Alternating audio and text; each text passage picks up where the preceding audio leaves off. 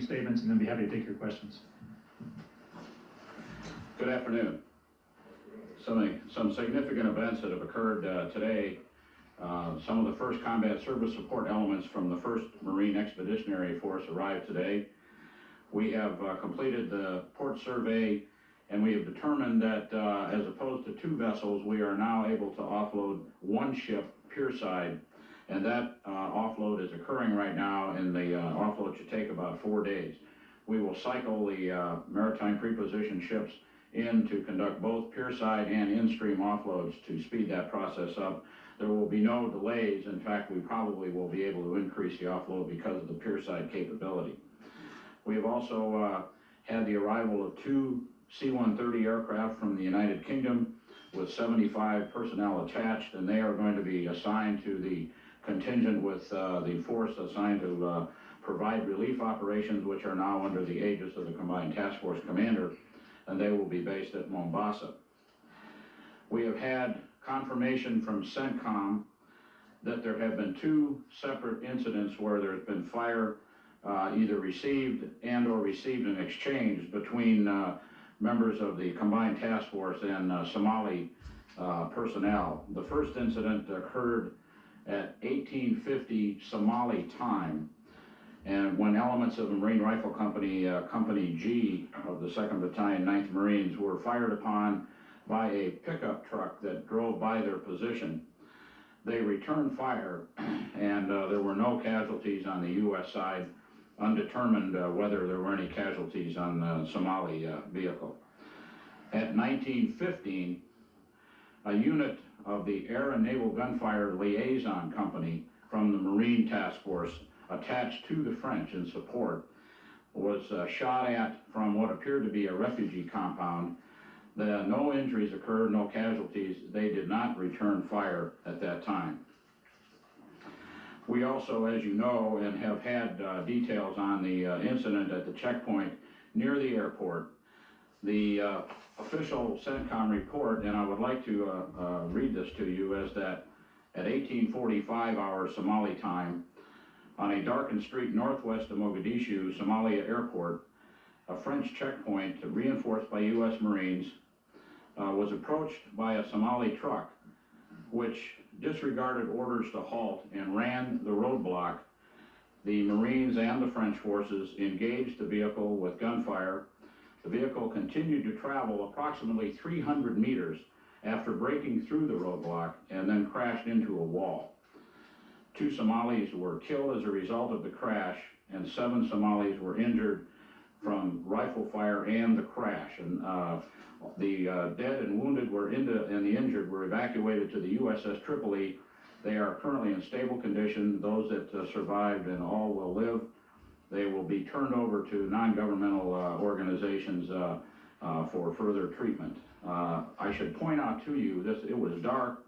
That particular checkpoint had been fired on previously and had been frequently approached during the day by armed vehicles with Somalis and with weapons. The JTF personnel status today, the number of personnel in the area of responsibility is 9,535, of which 1,950 U.S. are on the ground and 150 French.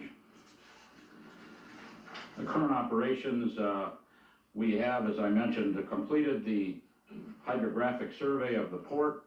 We have surveyed now Baladogle Airfield, and it is now available for use for VFR, Visual Flight Rule, day only. It is C-141 capable, and as I mentioned, operations to secure that facility will occur, as will the arrival of the first echelon of the 10th Mountain Division over the next 48 hours. The maritime preposition ship Loomis offloaded some amphibious vehicles in the stream and is now pierside, continuing to offload. Mogadishu Airfield has now become 24 hours capable, and to clarify a question yesterday, it is indeed C-5 capable, and as you undoubtedly have observed, a number of C-5s have already landed there and continue to land. The Ranger Aircraft Carrier Battle Group continues to provide air support, flying combat air patrols. It also provided air cover for the survey team that went out to Baladogle. and also control missions in support of the operations of the ground forces. 2 Army preposition ships en route from Diego Garcia are now scheduled to arrive on the 14th of December. Between now and the 12th of December, there will be 30 airlift missions, and this will include C-5s, C-141s, commercial aircraft, Boeing 747s, and they'll be arriving at a variety of locations. They'll stop en route in Cairo in some cases, and all ultimately will arrive in Mogadishu. Projected deployments, and I'm talking in terms of future ops here because I want you to realize the flow here, and indeed some of these are obviously sensitive, but I think it's important that you and the public know that we're moving out quickly here to try to reinforce these forces ashore as quickly as possible. The additional elements of the Marines from 29 Palms and Camp Pendleton will be arriving over the weekend. We also will have additional units from Camp Pendleton, and of course Fort Drum will begin to come in on the 12th of December. With respect to provide relief, the effort that is ongoing, we have to date flown over 1,500 relief flights with nearly 17,800 metric tons of supplies delivered to a variety of locations in Somalia. We continue to emphasize the civil affairs and humanitarian aspects of our security operation. We have dropped over 1 million leaflets to date. The theme of the leaflets, which I believe you have copies of, and we continue to put them out in a variety of tones like that. The theme is the safety of the force by informing the local population precisely what their mission is, the fact that they're there to assist, but to also advise them that they have a serious objective and to react accordingly. We are bringing in additional civil affairs units to include loudspeaker teams, the civil liaison elements that will go with the various forces there, both the Army, the MEF headquarters, and other units assigned. We project that for the next several days, the offload of the ships will continue. We will secure and move into Balidogle. The carrier will continue to perform operations in its present mode, and we will continue to flow forces as quickly as we can. And again, I would point out that we have to date had no U.S. or Allied casualties at this time. I want to point out to you too that there is a significant reserve participation in this operation of all the services, the Army Reserve, Army National Guard, particularly units of public affairs, water purification, civil affairs, and units of that nature, all volunteers. Every one of these reservists is a volunteer. The United States Air Force Reserve, the Air National Guard, superb support with major capabilities in all times of airlift and tanker support from units all over the United States. Again, all volunteers. We have, and I would defer to my colleagues in the State Department to provide you details, but I know you're aware that there's a significant effort among the coalition forces and our allies to provide assistance. And lastly, I would just remind you that the weather continues to be very hot. It is raining at times over there. To date, however, weather has not been a factor in the operation. I'll now turn it over to Admiral Kramer. Thank you, sir. We'd like to take just a couple of minutes to update you on the security situation, not only in Mogadiscio, but also in Baidoa, in Kismayo, and other parts around Somalia that we're interested in. Situation in Mogadiscio itself, we continue to have a series of isolated skirmishes in and around the airport area and so on. This is the exact location last evening of the incident with the French and the van that went through that location. Relatively, however, except for these isolated skirmishes, the situation seems to be calm in Mogadiscio. Certainly a vast improvement over just 3 or 4 days ago. Perhaps the most important story, which of course was very heavily covered in the press earlier today, was the agreement between Adid and Almaty and the accord that they signed, the major points of which are listed here. That 7-point agreement bodes extremely well, not only for cooperation and the concentration of the weapons outside Mogadiscio, but also, frankly, the fact that these two individuals control large groups and large factions throughout Somalia. So we hope that this agreement will extend well beyond Mogadiscio and have impact as we go to other parts of the country.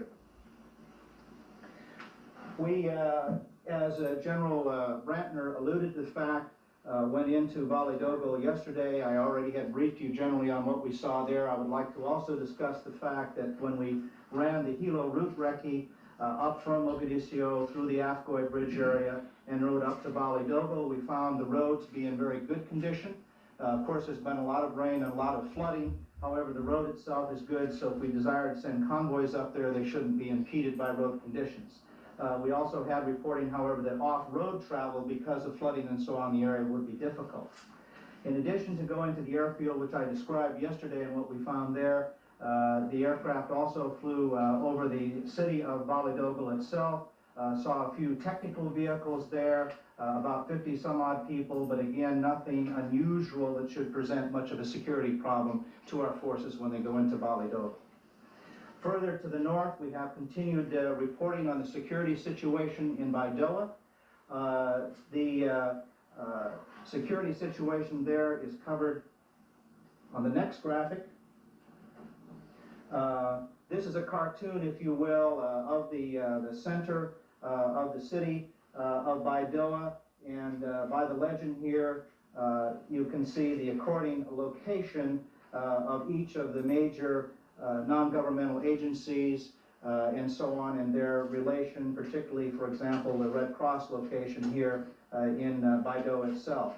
Baidoa is a fairly large city.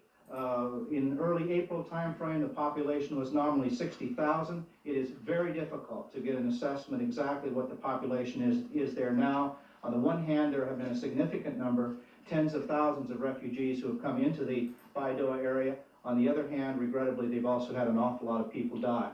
So the situation there is grim. We have continued reporting of fighting and looting. As a matter of fact, the International Red Cross headquarters, again located here in the center of the city, was looted on the 9th and on the 10th. Indeed, even the radios which they had used to coordinate some of their support were stolen. However, we do have general reports from most of our sources there that last evening the situation began to calm down somewhat.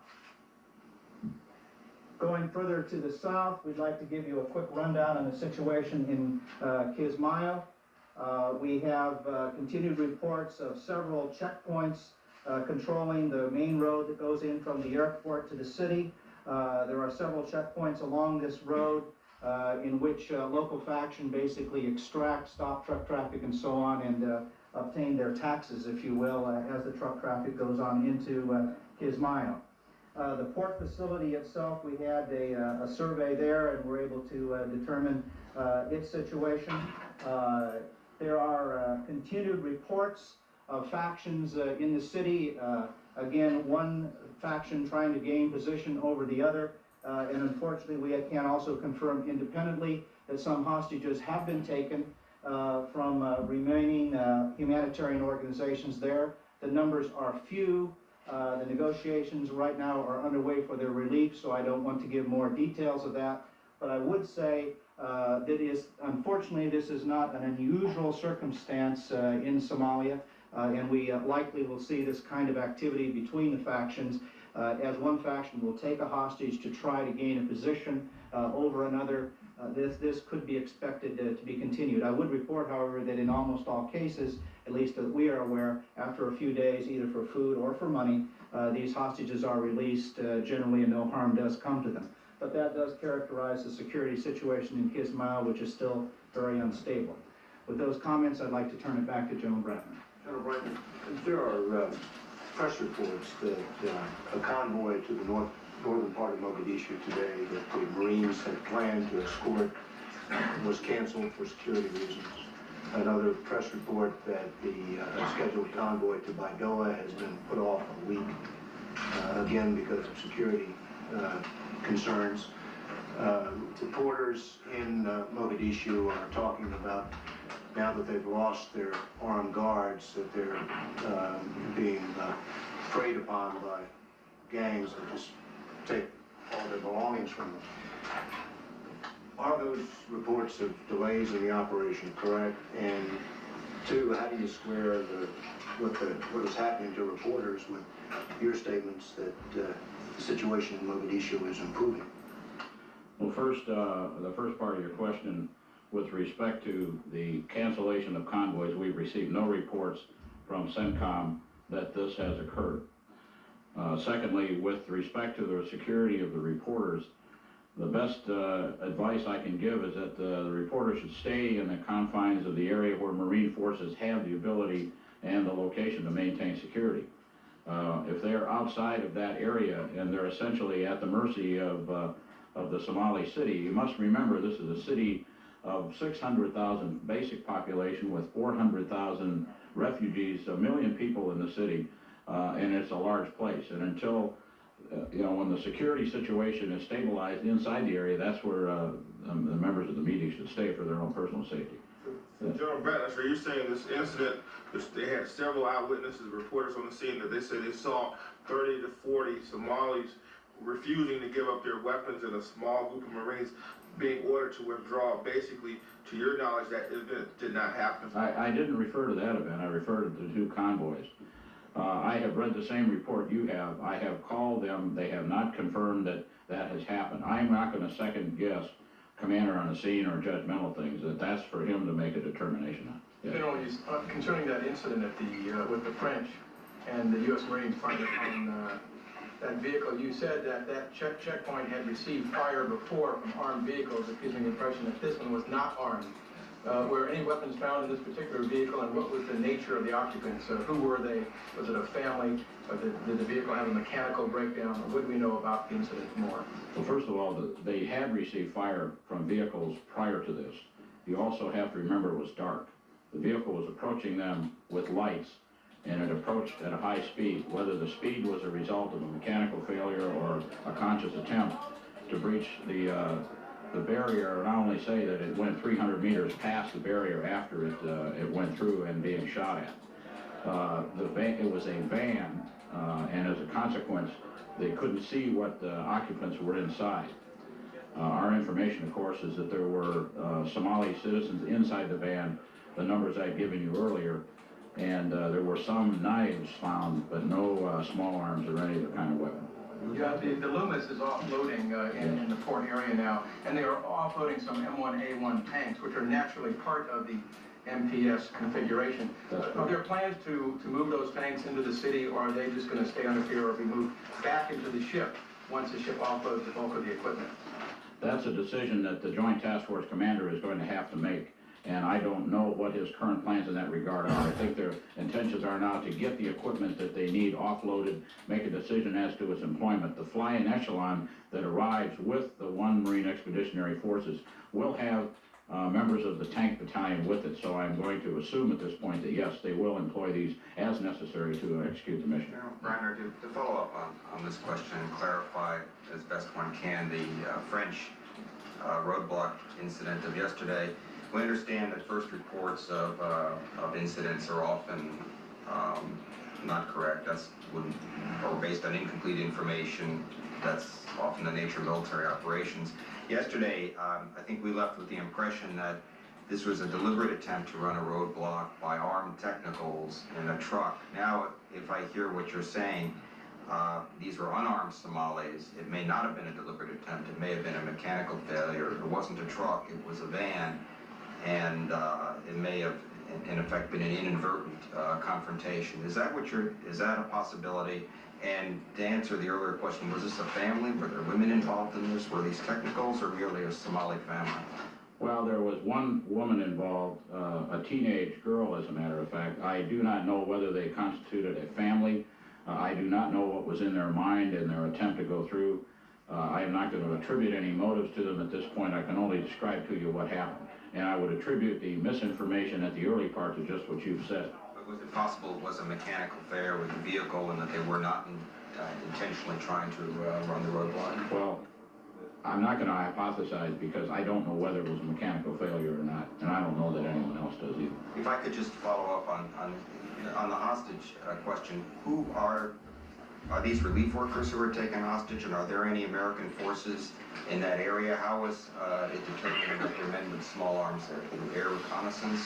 Can you explain that a little further? The hostages that we're talking about in Kismayo, yes, are relief workers. I'd rather not discuss the sources of information, how we know that, except our information is good, it's independent, and it has been corroborated. I'd rather not discuss that. As I indicated, as we speak, negotiations are still going on for their relief, so I don't think would add anything to specify that. It's a small number. And are there American forces in that area? There are no American forces currently in the Kismayo port area. Who checked out the port? You said American forces checked the port out. Who was that, and when did they do it? I did not say that American forces checked the port. I'm talking about the port at Mogadishu. The survey there was the early one. Do you think this? Did you say something? Well, I did. I said that we had a survey of the port. I didn't say how that was performed. We just have a good assessment of the, we've had TARPS imagery, for example. We've overflown that port with aircraft and so on before. All that contributed to our assessment of what the capabilities of the port of Kismayo are. Who's negotiating with this group to get the release of the hostages? Again, it's the relief organization to which they're attached. Are these Americans? These relief workers? To my knowledge, they are not Americans. General, on the question, general question of disarmament, we've seen UN Secretary General Boutros-Ghali quoted as saying that he desires a much more widespread general disarmament, including removal of mines in the northern part of Somalia and the training of a police force before the U.S. forces withdraw. How does that square with the mission that's being conducted? Well, the United States forces have their mission, which you are well aware of, and I would defer you to the Secretary General for discussion of his views on that. Our mission has not changed, and it remains the same as it was when we went in there. Hold on, sir. If it were to change and you were required to undertake those tasks of essentially a broader pacification of the country, how much longer would that take, and would it take a larger force? Well, I'm not going to hypothesize on that. It hasn't occurred. Yes. First of all, do you think this ceasefire will be effective till it's holds? Well, we hope so. Certainly the intentions here appear to be very good. The meeting occurred with responsible people in this area, and our hopes are that it will. I was just to follow up on my earlier question, in that this is not a U.S. operation, it's a UN operation, and if the Secretary General seems to have a slightly different understanding about what the mission is, does that create a problem at all? The Secretary General's view of what he wants to happen there is his view. We have dealt with the mission that has been assigned by the United Nations. That mission has not changed. If the ceasefire does indeed hold, how will that affect future relief efforts? Will it make it a lot easier and a lot quicker to get food to Somalians? If the ceasefire holds, absolutely, it will be easier to do that. It will make the job of the security forces easier. It's not going to change the physics of the problem, however, in terms of the amount of equipment and supplies and the space and time that has to be overtaken to have this mission accomplished. How will you proceed, though? I mean, initially, are you We going will to still proceed with the same mission, which is, is to provide a secure environment. We will do that on the presumption that the ceasefire is holding but being prepared to respond to whatever contingency might occur. So you're going to Absolutely. We will continue to provide security. We will continue to operate in the mode to ensure the safety of our troops. General, Do you consider arms that have been removed, hidden, stashed, do you think that they constitute a threat to security at some point while our forces remain there? If there are caches of arms, and I've talked to the Central Command about this, they are now developing a policy to deal with this as they uncover these and the security zones expand.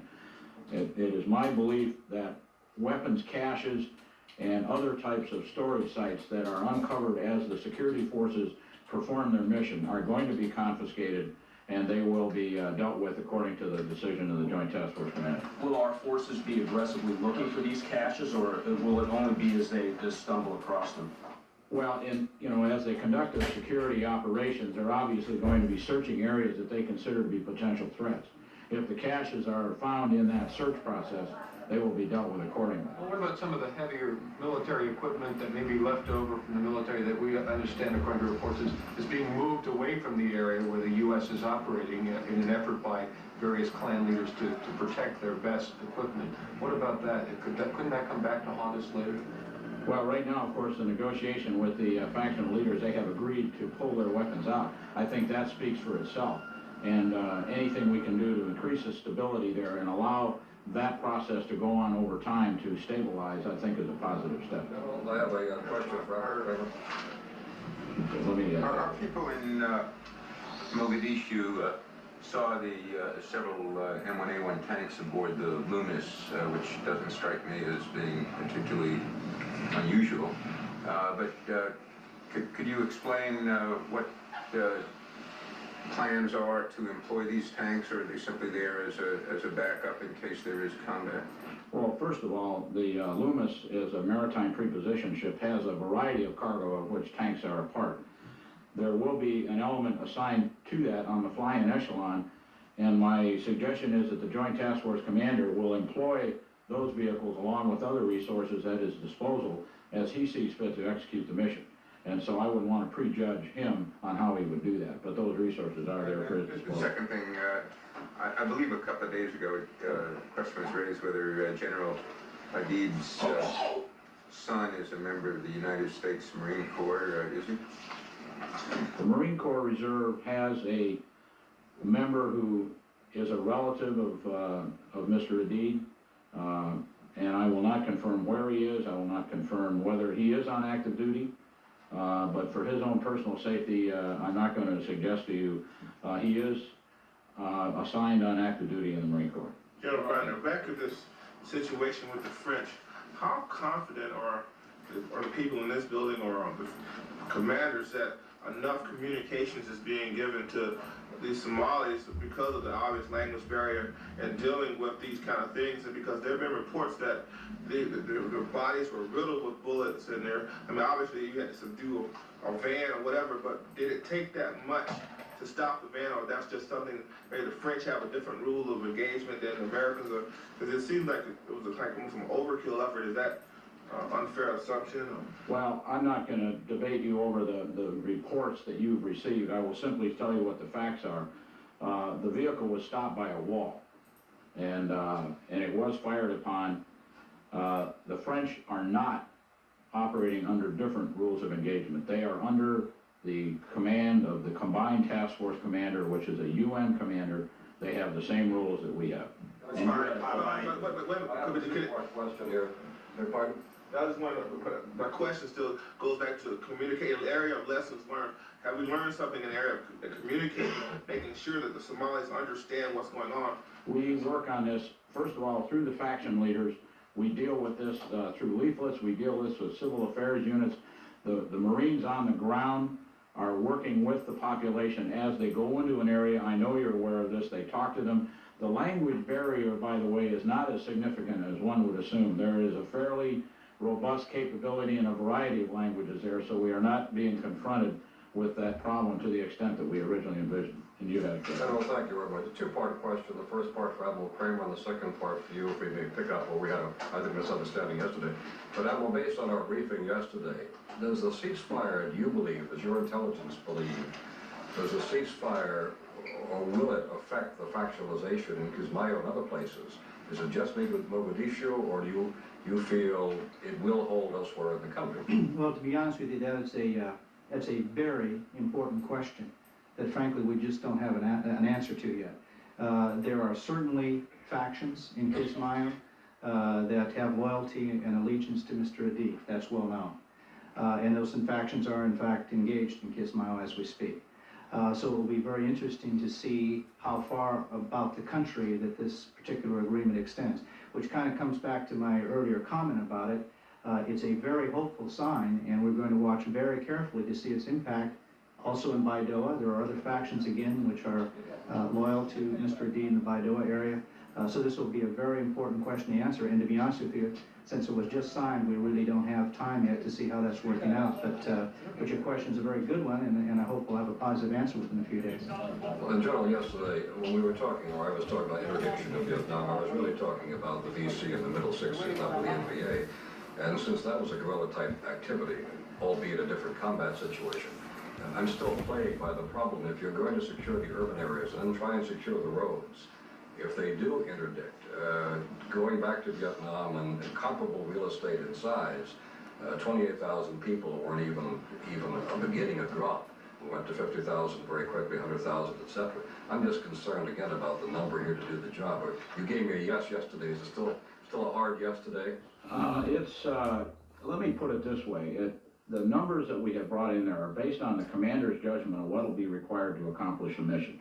I would suggest to you that those numbers are valid, that you're going to see perhaps a onesies and twosies kind of shift if we decide that we need more combat service support or we need less combat type of, it's not somebody says there's a ceiling and that we will never violate that. And the chairman made that clear the first day he talked to you. But that's a target figure that we feel right now is adequate based on the structure of the force. And you have your views on Vietnam, I have mine. I was there. There is no comparison between VC and NVA and what we're dealing with over there. And also we have hopefully a peaceful agreement. So. I was there too when you were, but I was there before you were. I was there when they were using bow and arrows and punji sticks. Was that in that was 1923? Thank you, sir. But anyway, I'm still breathing. It's fine. Take one or two more questions. Do you have anything more on that question that kept coming up yesterday on just roughly when the troops will get out to Baidoa and Kismayu, a couple weeks, next month? I don't mean to put you off. I really am not going to fix a timetable. The commander is the man who has to make that judgment, and he will go there in rapid order, in good time, based on his ability to use the airstrip and how it plays into the plans he has for expanding the security zones. So I would tell you, first of all, if I could just create this impression, we are in the process of a buildup of a very large force over an extraordinarily long distance, going into an enormously hostile area in terms of the climate, the terrain, the facilities, and so on. This is a very large task. We are also constrained because the runway can take one airplane at a time. If you compare this to the situation in Saudi Arabia during Desert Shield and the buildup, we had massive resources. We had numbers of airstrips. We could take many, many flights in every day. We're dealing here with one flight on the deck at any given time. It's not a capability of this country to move things over there because we could move massive amounts. We could choose to move units solely by air. We just can't get them in there fast enough because of the lack of facilities and infrastructure on the ground. How hopeful is this ceasefire, given the fact that this is, in effect, a shut